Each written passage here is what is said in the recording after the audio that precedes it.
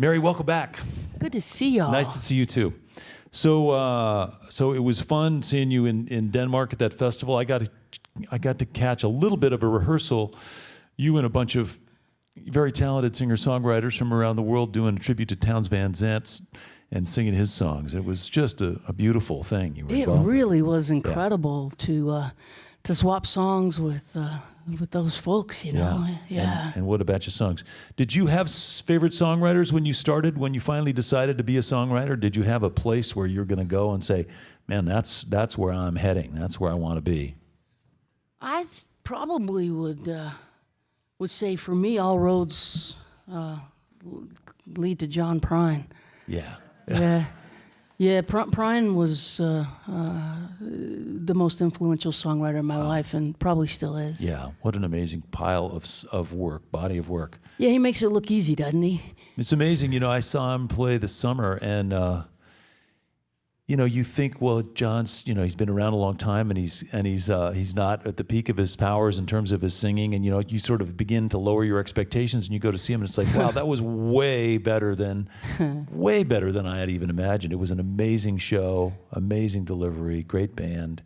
Yeah, it was never about the singing, was it? It was always about the songs. Yeah. His voice is perfect for his songs, and that's actually how I've come to terms with my own vocal range, which is limited at best. Oh, come on. What's important, though, is to sing your own songs in a way that conveys a connection. That if I can connect, then my job is done. You know, great singers are admirable. And I love it when they sing my songs because I can hear them fully bloomed, you know. It's a thrill to hear that. Yeah. Is there an example? Is there a cover of yours that you're particularly fond of, like a Jimmy Buffett version of one of your songs, or a Blake Shelton cover of yours, or something like that you're particularly proud of? Those are nice, yeah. Those are nice. Well, right now I'm in love with Amy Helm. Oh, cut a song of mine that she Levon's sings. daughter, Amy, she sings with the force of a gospel choir. Yeah. And you know, Betty LaVette sings a song I wrote called "Worthy." I co-wrote with Beth Nielsen Chapman, and gosh, she sings it. Oh man! You know, she has the force of a rocket ship on that song. So those are great singers. Yeah. And it's a thrill to hear. And I understand you have a new favorite songwriter too, Taylor Swift. I'm in love.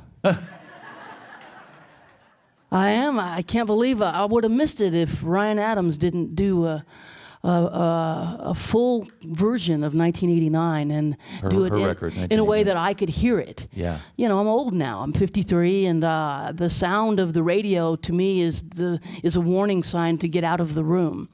And so, not this radio, of course, pop radio.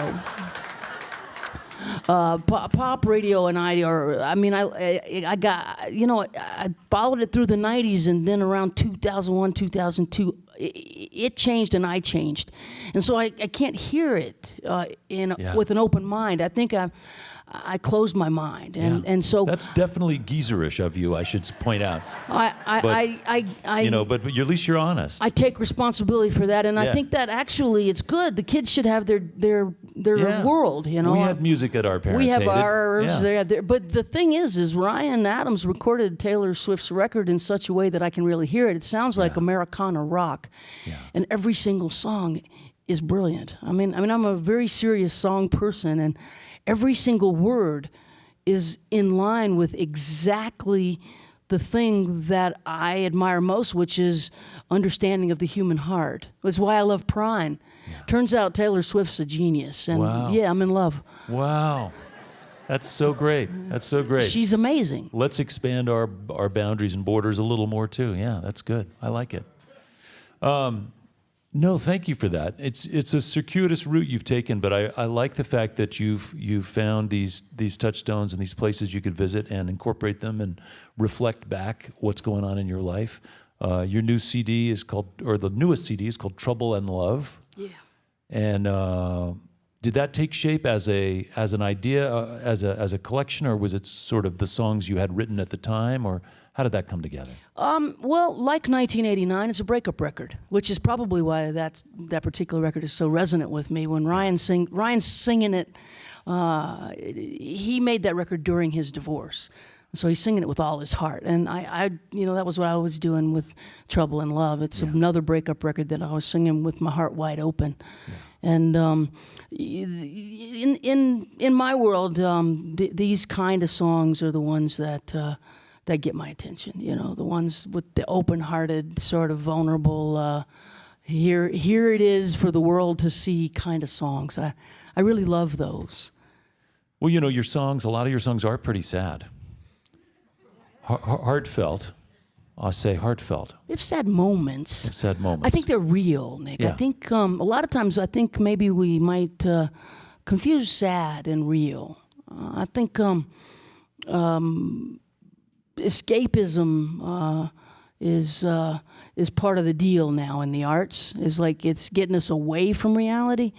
And in my perfect world, the arts bring us closer to reality. That's interesting. So that's another geezerly thing, I think. I think that one's bordering on wisdom. So I think that's okay. That can come at any age. Yeah. In case you just tuned in, you're listening to eTown. I'm here with Mary Gauthier.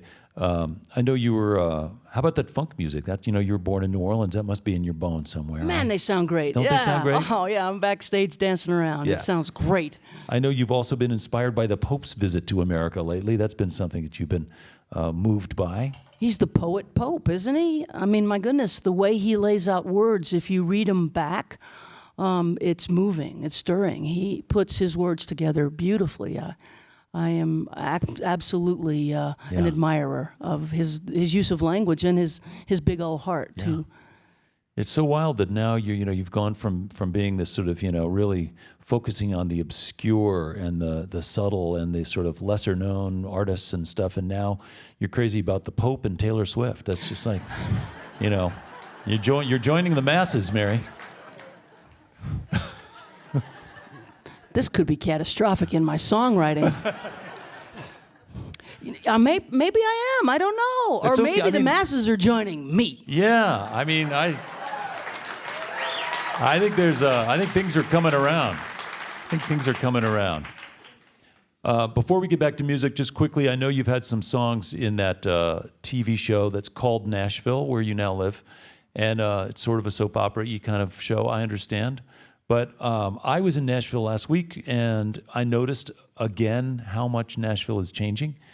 The big cranes, the tall condos, the things around, particularly the Bluegrass Bar where I've been playing for decades called the Station Inn is now like a little tiny thing surrounded by big things. Nashville has blown up.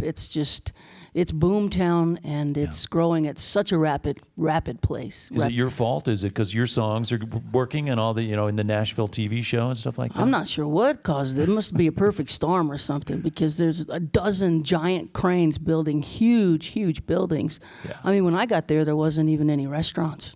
Yeah. It was 2000. It was meat and threes and everything fried. It was Max, if you wanted to stay up late. Yeah, I mean, it's changed really quickly. It's become a city. But it is also a community of great players and great songwriters and John Prine. So it's a good spot for you, it seems like. That's right. John Prine lives there. Guy Clark lives there. It's a songwriter town. It always will be. That town was built on songs. Yeah. And Taylor Swift lives there. No, she doesn't. Sometimes. I heard she has a nice place in New York City. Yeah. It was waiting for her. Yeah.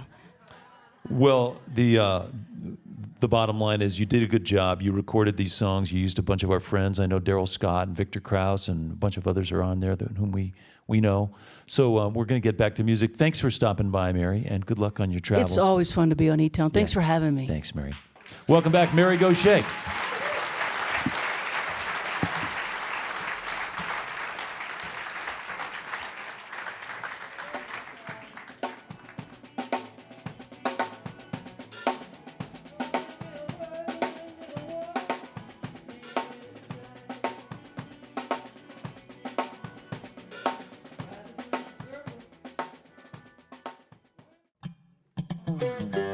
Hi, this is Nick Forster from eTown. If you want to stay up to date with all the performances, interviews, and behind-the-scenes footage, click the subscribe button.